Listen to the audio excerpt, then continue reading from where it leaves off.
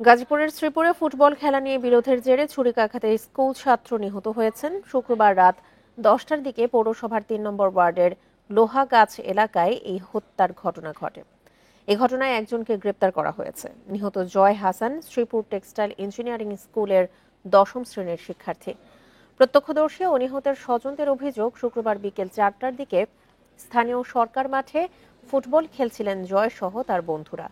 এ সময় মাদকাসক্ত মোজাম্মেল হক নামে এক যুবক রামদা হাতে নিয়ে তাদের বন্ধু জুনায়েদকে হুমকি দেয়। পরে জয় প্রতিবাদ করে। এর জেরেই মোজাম্মেল হক ধারালো ছুরি দিয়ে জয়কে আঘাত করে। তাকে উদ্ধার করে হাসপাতালে নেওয়া হলে চিকিৎসাধীন অবস্থায় তার মৃত্যু হয়। এ ঘটনায় মোজাম্মেলের বাবা সিদ্দিকুর রহমানকে গ্রেপ্তার করেছে পুলিশ। এই ঘটনার প্রেক্ষিতে আমরা সঙ্গে সঙ্গে ঘটনাস্থল পরিদর্শন করি এবং আমরা পরে একটা মামলা রুজু হয়েছে, মামলা করছি এবং মামলার 3 নম্বর আসামি আবু বক্কর তাকে আমরা গ্রেপ্তার করতে সক্ষম হয়েছি। বাকি আসামি গ্রেপ্তারের অভিযান অব্যাহত আছে।